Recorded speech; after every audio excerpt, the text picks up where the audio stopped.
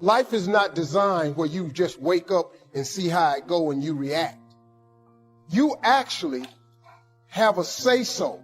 You have a determining voice into where your life can go. You have no say-so in what happens to you, but you have a say-so in what you do about it. See, life is 10% what happens to you. It's 90% what you do about it. You ain't got to be washed white as snow, because I didn't get that. I didn't get saved like that. I got washed, but I just got rinsed off. I did not get the wash white as snow version. I still got dirt on me. But show me something that has grown into something beautiful that didn't have no dirt on it.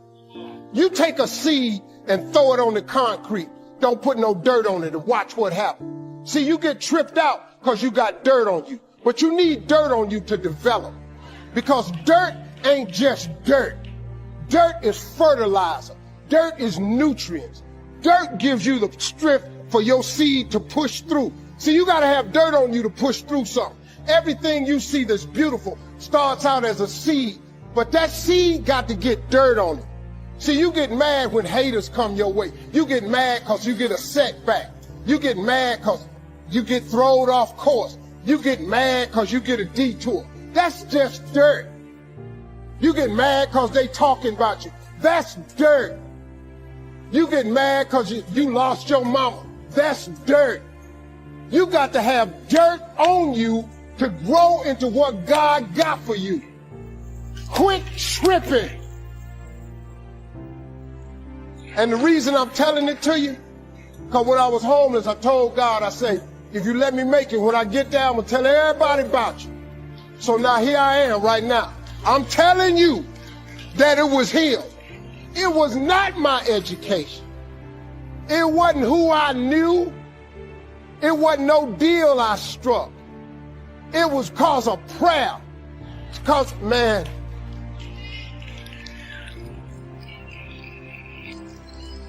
I just kept praying.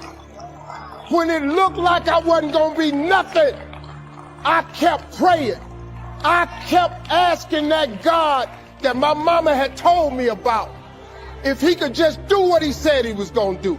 You said if I have not cause I ask not, I'm gonna tell you what, I'm gonna just keep asking.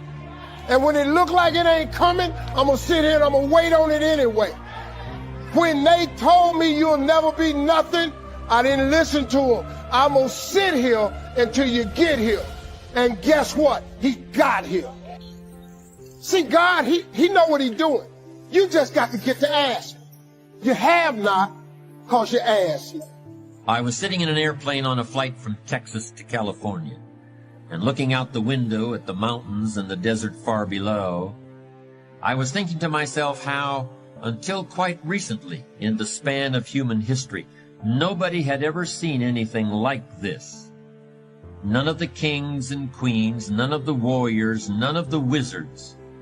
Nobody had ever been able to fly 40,000 feet in the air and look down on the mountains. How powerful we've suddenly become. Today, all we have to do is buy an airline ticket, and we can do something that no one back then ever dreamed would be possible. For a moment or two, all this gave me a real feeling of power. It felt really good looking down on everything. But then I thought, wait a minute, can I stop the plane or turn it around? Can I take a walk outside and then come back to my seat? I can't even take a walk around the plane unless the little light tells me it's okay. I can't even feed myself in here. In all my adult life, I've never been less powerful than I am at this very moment. I'm completely helpless. It's that way with wisdom, too. When you think you really know something, stop for a second and see if the opposite isn't really true also. Do you think you're rich? Compared to whom? Maybe you're really poor. Do you think you're poor? Compared to whom? Maybe you're really rich. Of all the parts of our life we want to work well, perhaps the most important is lifestyle. Mr. Schultz gave me one of his strongest concepts when he said, Don't just learn how to earn, learn how to live. And that's what lifestyle is all about, learning how to live. Here's one of the great challenges of life: being happy with what you have while in pursuit of what you want. Now consider this. Some people have plenty of beautiful things filling their days, but they get little happiness from them. Some people have money, but they have trouble finding joy in their lives. Picture a crowded subway car in New York City. Quite an experience, but not something I would recommend to the faint of heart. Hundreds of complete strangers jammed into a space designed for a third their number. All of them packed tighter than sardines in a little tiny can. Now suppose you're in that situation, and you've been on your feet all day, and you'd really like to sit down. But there are no seats left in the subway car, and you're standing there hanging from that metal bar that hangs from the ceiling. Do you suppose you could come up with something that would convince somebody to give you their seat? That's a pretty good test of wisdom, in my opinion. You'd have to be pretty wise to come up with something like that in a crowded New York subway car. Frankly, I don't think King Solomon could have done it. I don't think Socrates could have done it. I don't even believe that Einstein could have done it. But then it happens. Somebody convinces not just one person, but several people to offer their seat. People are actually competing to give up their precious seats in that crowded New York subway car. Who is this somebody? A pregnant woman. A very pregnant woman, in fact. People are scrambling to give her their seats.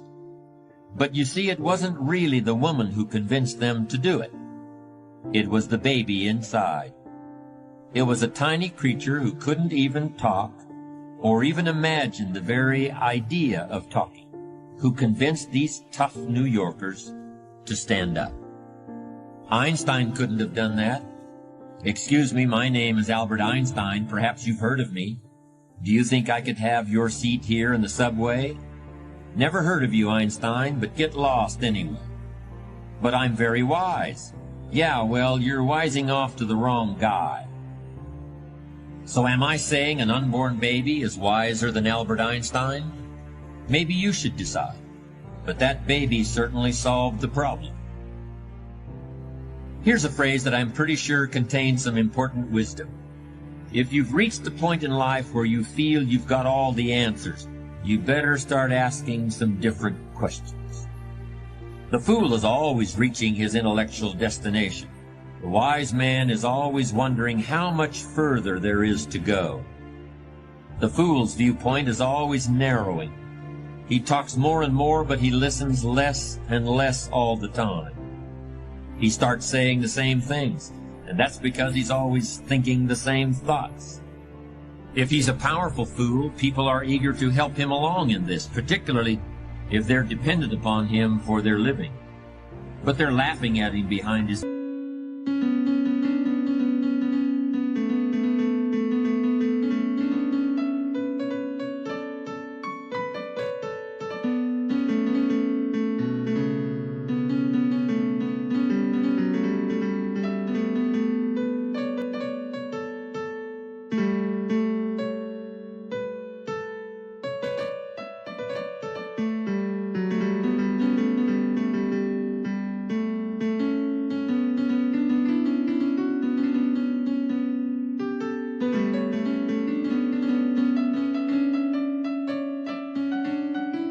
back, and they're watching and waiting too for the moment when he finally becomes a vulnerable.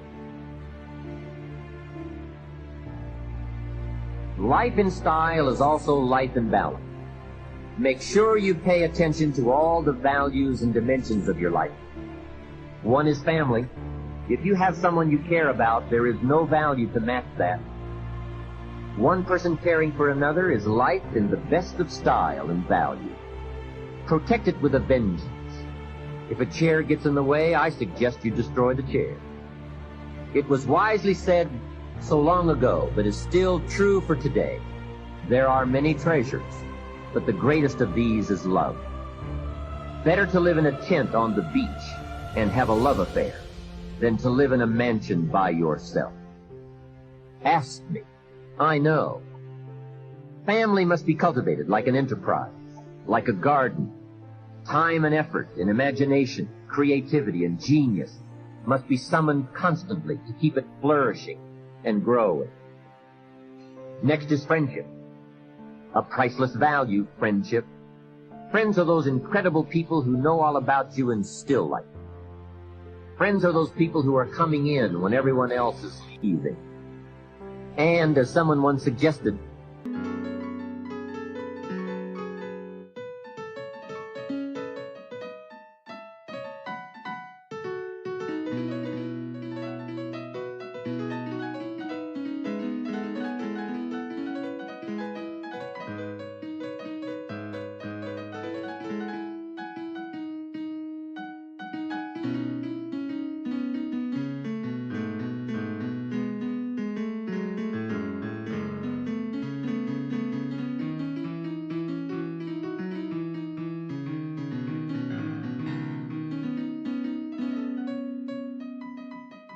be sure to make the kind of friends on your way up who will take you in on your way down.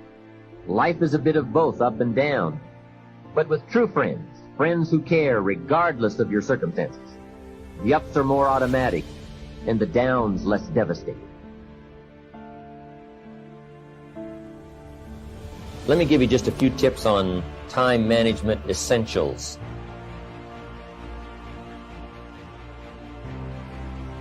First of all, you run the day or it runs you. A little simple analysis. It's not that difficult to get something started, and you run it for a while, and after a while it starts running you. That's part of the challenge. I told my staff one day, giving birth to a tiger is one thing, learning how to ride it is something else, right? Sometimes you start it, and then it turns around and starts giving you all kinds of trouble. Next, the time you've already committed to labor is enough time. If you're working already 8-10 hours a day, that's about it. You just can't work much more than that. Bursts at a time, you can work 12, 14, 16, right? I'm sure we've all learned to do that, put in the extra time. But after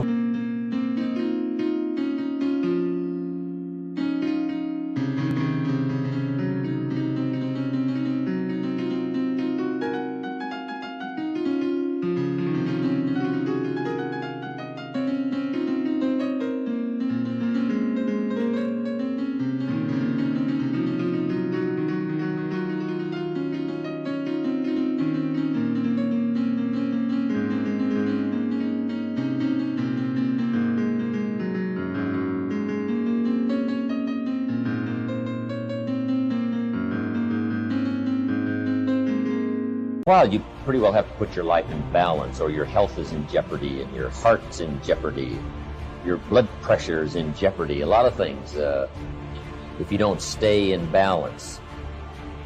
So you don't have to put any more hours, probably. All you have to do is just make better use of the hours. A cliche we've all heard.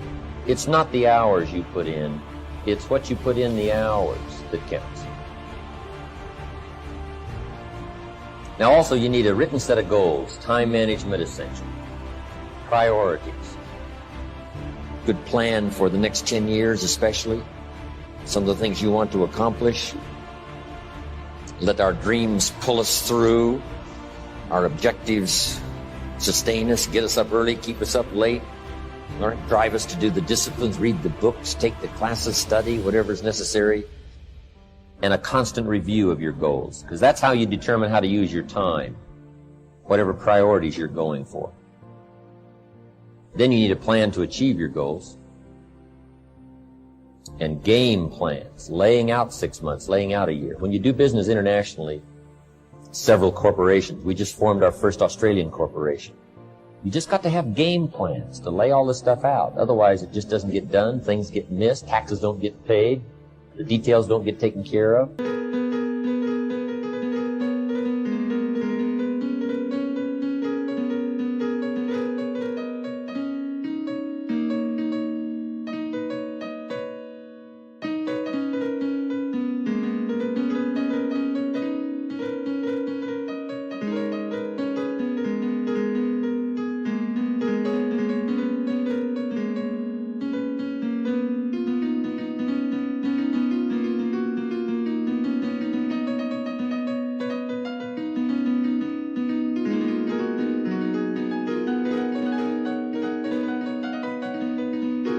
you've got to learn to think on paper. And if there's one thing under time management we can get across that's major, that one is it. There is a difference between passion and obsession. Here's how you know the difference between the two. When you're passionate, everybody cheers you on. Oh, you found your passion? Awesome. Follow your passion. Live with passion. Be passionate. Chase your passion. When you're obsessed, they're like, why you gotta be so crazy?